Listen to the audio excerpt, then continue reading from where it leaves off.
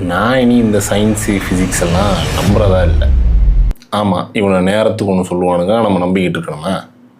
முதல்ல என்ன சொன்னானுங்க, ஆட்டம் தான் fundamental block of the universe, அதுதான் எல்லாமே அப்படின்னு சொல்லிக்கிட்டு இருந்தானுங்க. அப்புறம் அதுக்கு ஸ்ட்ரக்சரு, அட்டாமிக் ஸ்ட்ரக்சர்னு சொல்லிட்டு ப்ளம் கேக்கு, புட்டிங் கேக்கு, வாட்டர் மெலனு அப்படின்னு டிசைன்லாம் சொன்னாங்க.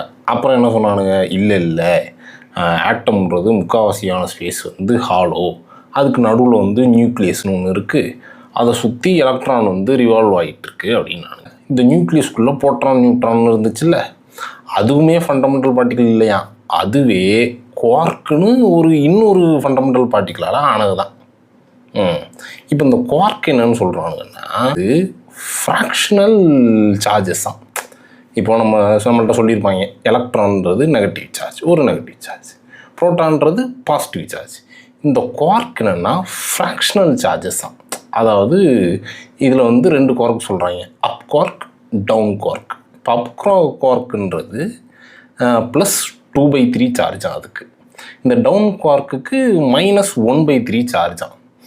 இப்போ இந்த புரோட்டான்றது 3 குவார்க்கால் ஆனதான், அதாவது 2 அப் குவார்க், ஒரு டவுன் குவார்க். ஏற்கனவே நம்ம சார்ஜ் என்னன்னு சொன்னேன், ஒரு அப் குவார்க்குக்கு 2/3, அப்போ 2 அப் குவார்க்குக்கு 2/3 + 2/3 4/3 ஆயிருமா? ப்ளஸ் இன்னொரு டவுன் குவார்க் இருக்குது, அப்போ -1/3. அப்போ நமக்கு ஆன்சர் என்ன வரும், 3/3 3/3, அப்போ ஒரு சார்ஜ், இப்போ பாசிட்டிவ் சார்ஜ் ஆகிடுச்சா? இப்போ நியூட்ரானும் அதே மாதிரி தான். நியூட்ரானுக்கு என்ன சொல்கிறாங்க, ஒரே ஒரு அப் குவார்க்கா, 2 டவுன் குவார்க்கா. அப்போ ஒரு அப் குவார்க்குக்கு 2/3, இன்னும் 2 டவுன் குவார்க்குக்கு -2/3, அப்போ 2 கேன்சல் ஆகிடுச்சா? அப்போ நியூட்ரானோட சார்ஜ் நியூட்ரல். அடுத்து நீங்கள் நினைக்கலாம், 3 டவுன் குவார்க் சேர்ந்து ஒரு எலக்ட்ரான். சாரி, அப்படி இல்லை. எலக்ட்ரான் லெப்டான்ற ஒரு வகையை சார்ந்தது, அதனால் அது இதுக்குள்ளே வராது. ஸோ குவார்க்கால் ஆனதெல்லாம் பேரியான்ஸ்னு ஒன்று, அதெல்லாம் எலிமெண்ட்ரி பார்ட்டிக்கிள், அது இன்னொரு நாள் இப்போ பார்ப்போம். இப்போ என்னன்றானுங்க, இப்போ குவார்க்கு தான் ரொம்ப ஃபண்டமெண்டலு, புரோட்டான் நியூட்ரானே அதில் இருந்தால் உருவாதுன்றாங்க.